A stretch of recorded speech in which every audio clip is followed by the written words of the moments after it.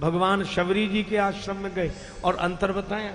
लक्ष्मण जी से तो कह रहे थे प्रथम ही विप्र चरण अति प्रीति, और शबरी जी से कहा प्रथम भगति संतन कर संगा। क्यों? अरे भगवान लक्ष्मण जी के ढंग से जब उपदेश करते हैं तो लक्ष्मण जी व्यवस्था विधान के अंतर्गत हैं, प्रथम ही विप्र चरण अति प्रीति, और शबरी जी प्रथम भगति संतन कर संगा। तो जो जहां है वहां से उस व्यवस्था का पालन करते हुए तो आगे बढ़े, लेकिन किसी की भी मर्यादा का हनन नहीं होना चाहिए। यही हमारे सनातन धर्म का शाश्वत आदर्श है, मानदंड है। और इसीलिए तुलसीदास जी दोनों को मिलाते हैं, वशिष्ठ जी और निखाद राज को मिलाते हैं। आज राम जी शबरी माता के यहाँ आए और वे ही राम जी कहते हैं कि मानव एक भगति कर नाता। इसका बड़ा सुंदर स्वरूप, शबरी माता प्रतीक्षा कर रही, और शबरी ने कब से प्रतीक्षा की? बालिका थी, जन्मजात प्रतिभा, पर शवर जाति में जन्म हुआ। एक तो जाति की समस्या, दूसरे नारी शरीर उसकी समस्या, परिवार में मन न लगे तीसरी समस्या, मन तो भगवान में लगा। भक्ति बीज पलटे नहीं जो जुग जाहि अनंत, ऊंच नीच घर उपजे होए संत का संग। शबरी की मां ने देखा कि इसका तो मन नहीं लगता संसार में, एक ही उपाय है संसारियों के पास, विवाह कर दो। पिता ने कहा ये ठीक है, ताकि मन संसार में लग जाए। भील कुल की परंपरा के अनुरूप संबंध तय हो गया। पशु पक्षी इकट्ठे करके एक मकान में बंद कर दिए गए, इन्हीं का मांस खिलाया जाएगा बारातियों को भोजन में। आज शबरी की मां शबरी का श्रृंगार कर रही है, उलझी हुई जटाएं सुलझा रही है, कंघी चला रही है। शबरी ने कहा कि मां इतना श्रृंगार तो कभी नहीं किया, आज क्यों कर रही? बेटी तेरा विवाह है, उसी के लिए तो ये पशु पक्षी इकट्ठे किए गए जो मकान में बंद है। शबरी ने मां के हाथ से बाल छुड़ा लिए और भागी। छोड़ छोड़ माता मैं मांग ना कढ़ाऊंगी, और जाते जाते उस मकान का दरवाजा खोल दिया। सब पशु पक्षी प्राण बचा के भागे, और पशु पक्षियों के हृदय से मानो अंतर्यामी प्रभु ने कहा। पशु पक्षी यह कह रहे थे कि शबरी तुमने हमें मुक्त किया है, भगवान तुम्हें मुक्त करेंगे। तुम्हें शबरी जी वन में आ गई, इस आश्रम में उस आश्रम में जहां जाए विधान के अनुरूप सब में, एक तो तुम शबरी शवर जाति से हो, दूसरे नारी शरीर हो, आश्रम में स्थान नहीं मिलेगा। अब कठिनाई है कि वे नियम की बात कह रहे हैं, ठीक कह रहे हैं, पर शबरी क्या करें? अब रहीम मुश्किल परी कैसे दिवस सिरात, और मीन वियोग न सही सके नीर न पूछे बात। रोती रही, प्रभु मैं क्या करूं?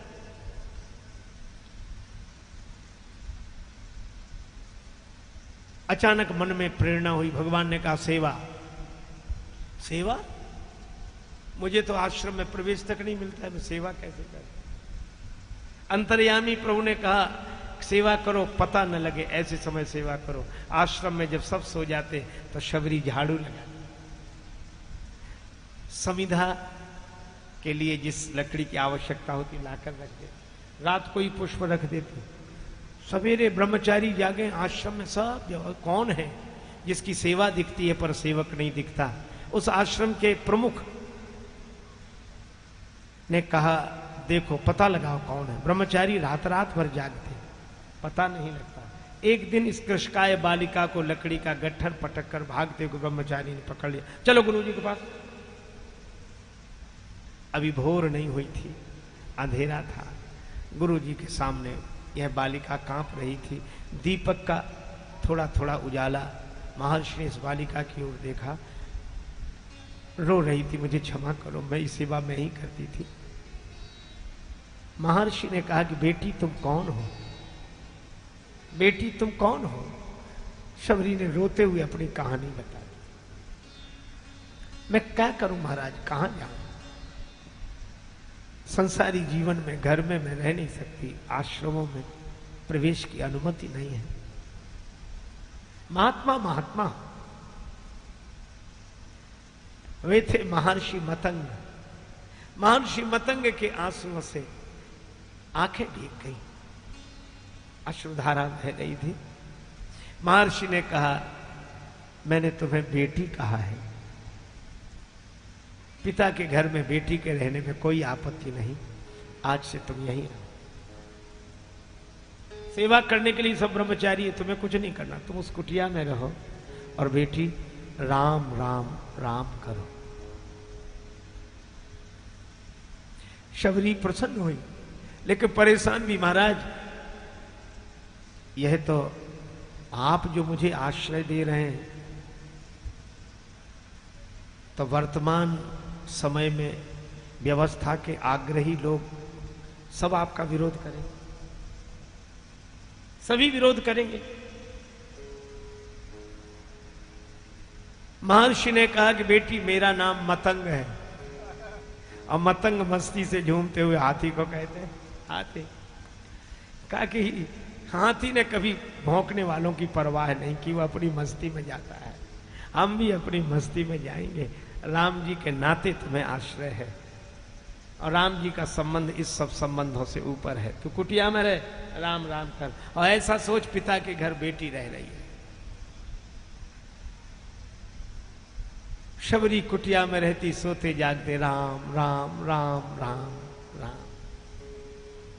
अंतिम समय सबका आता है। महर्षि मतंग के जीवन का अंतिम क्षण आया। वे प्राणायाम के परायण होकर देहोत्सर्ग करने के लिए तत्पर हुए। सभी ब्रह्मचारी इकट्ठे हुए, सबके आंखों में आंसू। महर्षि जा रहे हैं आज देह त्याग करके। शबरी को पता लगा, रोती रोती आई और पूछा, पिताजी आप कहां जा रहे हैं?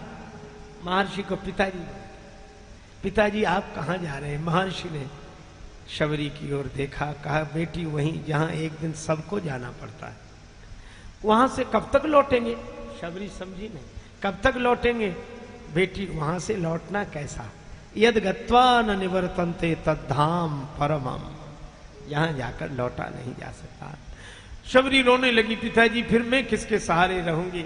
सारी दुनिया ने विरोध किया, आपने आश्रय दिया, अब मैं किसके सहारे रहूंगी, किसके सहारे रहूंगी? महर्षि ने कहा कि बेटी, सबके आश्रय एकमात्र भगवान है। शबरी रोने लगी, भगवान, मैं तो आपके मुख से ही भगवान का नाम सुन रही हूं, और भगवान का नाम राम है, वही ले रही हूं आपने जो कहा, लेकिन मुझे भगवान कहां मिलेंगे? मैं भगवान को ढूंढने कहां जाऊंगी, कहां भटकूंगी? महर्षि ने आशीर्वाद देते हुए कहा कि बेटी, तुम भगवान को ढूंढने के लिए कहीं मत भटकना, कहीं मत जाना। मैं आशीर्वाद दे रहा हूं कि तुम्हें भगवान को ढूंढने नहीं जाना पड़ेगा। एक दिन भगवान तुम्हें ढूंढते हुए तुम्हारी कुटिया पर आए। यह सदगुरु का आशीर्वाद। महर्षि ने देह त्याग कर दिया, पर शीघ्रता में शबरी यह नहीं पूछ सकी कि भगवान कब आएंगे। महर्षि बता नहीं गए,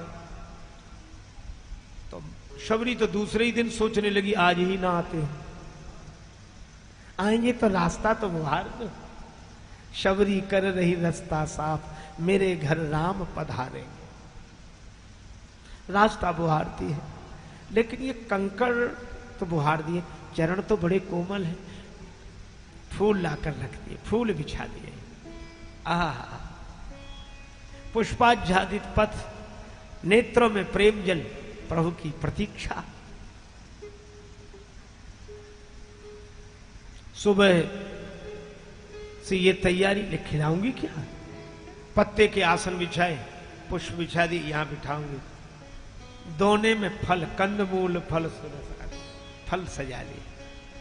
मानस में कंदमूल फल का वर्णन है, और भक्तों ने, संतों ने शबरी माता के बेरों का वर्णन किया है। जबकि पूज्य श्री पुराणाचार्य जी महाराज तो स्वयं आयुर्वेद के विज्ञ हैं। आयुर्वेद में कहते हैं, धात्री फलम सदा पथ्यम, कुपथ्यम बदरी फलम। आंवला सदा पथ्य और बेर कुपथ्य है, पर भगवान इस बेर को भी स्वीकार करते हैं अगर भाव भक्ति से भरा हो। चख चख कर बेर रखती है। कुछ लोग कहते नहीं जूठे नहीं बने, अरे हमने कहा न जूठे हो पर अनूठे हैं जिन बेरों को खाने के लिए भगवान लालाए। ये तैयारी पर सुबह दोपहर शाम नहीं आए श्री राम। आज नहीं आए, कल आएंगे। दूसरा दिन, तीसरा दिन, महीने बीते, वर्ष बीते, पर शबरी जी नित्य यह व्यवस्था करके प्रतीक्षा करती। नित्य लोग पगली कहने लगे, पर गुरु के वचन का विश्वास। आएंगे। 12 वर्ष की बालिका शबरी ने प्रतीक्षा शुरू की थी, बुढ़ापा आ गया है। पद्म पुराण के अनुसार तो 10,000 वर्ष शबरी माता ने प्रतीक्षा की है। इसी तरह कभी कुटी के भीतर जाती, कभी बाहर आ जाती। यह कौन दिखात कुटी महानारी, इतय उत जाती है मोद भरी। छिन भीतर बाहर होत छिने, सुख सो नहीं बैठत एक घड़ी। यही के तन में कछु पीर भई, या वियोगिन मानस माह जरी। अब जान परी रघुनाथ के प्रेम की, मूर्ति रूप यह शबरी। यह शबरी। बुढ़ापा आ गया, अब कमर झुक गई, केस रात धवल हो गई। फिर भी धीरे धीरे बुहारना, तैयारी करना, फिर आंखों में आंसू भर के प्रतीक्षा करना। प्रभु एक दिन ये प्राण छूटेंगे तो आप में मिलेंगे, लेकिन एक तिहारे पधारे बिना, प्रिय या तन के अनु जो बिल गई हैं। तो मेरे ये हाथ जो है ना, अगर प्राण छूट गए आपके आने के पहले, तो पानी हाथ पानी ये पाय पखारन को, दृग देखन को तरसे रही गई है। प्रतीक्षा। कोई कौआ भी वृक्ष पर बैठकर कांव कांव करने लगे तो शबरी जी कहती, भोल भोल कागा मेरे राम कब आएंगे। भोल भोल कागा मेरे राम कब बोल बोल कागा मेरे राम कब आएंगे। बोल बोल कागा मेरे राम कब आए नहीं सांवरे, लगाई कहाँ देर रे। आए नहीं सांवरे, लगाई कहाँ देर रे। दोने में रखे मैंने चख चख के पेर रे। होगा मन मगन जब राम मेरे खाएंगे। भोल भोल कागा मेरे राम कब आएंगे। बोल बोल कागा मेरे राम कब आएंगे। शबरी अभागनी के हो भिलनी अभागनी के, भाग जग जाएंगे। बोल बोल कागा मेरे राम कब आएंगे। बोल बोल कागा मेरे राम कब आएंगे। राम जी आए। मुनियों ने स्वागत साज सजाए, अपने अपने आश्रमों के द्वार पर खड़े हो गए, स्वस्थ वाचन करते हुए, प्रभु पधारे प्रभु पधारे। राम जी ने कहा बाद में। मुनि आए बिलोकन झांकी, रघुवर बूझी रहे। कुटिया कहाँ शबरी माँ की, रघुवर बूझी। अब गीतावली में श्री तुलसीदास जी कहते हैं, शबरी जी रोज सोकर जागती थी, पर आज तो कुछ विशेष बात है। कैसे? सबरी सोए उठी, फरकत बाम बिलोचन बाव। बाई भुजा फड़क रही, बाया नेत्र, फरकत भुज बाम बिलोचन। शबरी सोच रही, आई है का राजीव लोचन। सबरी सोच रही। तैयारी की, प्रतीक्षा, और राम जी आए। अब दूर से कभी सोचती है भीतर जाके बैठ जाऊं, लेकिन भगवान बाहर और स्वागत के लिए बाहर आ जाए। फिर सोचा कि भगवान तो खुद खोजेंगे, कभी भीतर कभी आज बाहर खड़ी। तब तक राम जी लक्ष्मण जी दिखाई दिए दूर से। अरे ये आ गए, गुरुजी ने बताए थे वैसे ही हैं। लेकिन शबरी को यह लगा कि इतना ही मेरे लिए क्या कम है, मेरे पास आएंगे नहीं, गुरुदेव के वचन की पूर्ति हो गई। लेकिन ये तो निकले जा रहे, निकल ही जाए, पर मुझे तो एक काम करते हूँ, क्या मैं चली जाऊं? नहीं नहीं, मुझे राक्षसी समझेंगे, मेरी वेशभूषा तो देखो।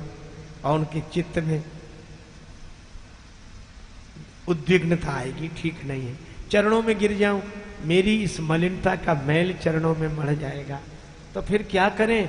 का मूंदरी मूंद दो हाथन इन आखिन को, राम कढ़ जावे राम रूप कढ़।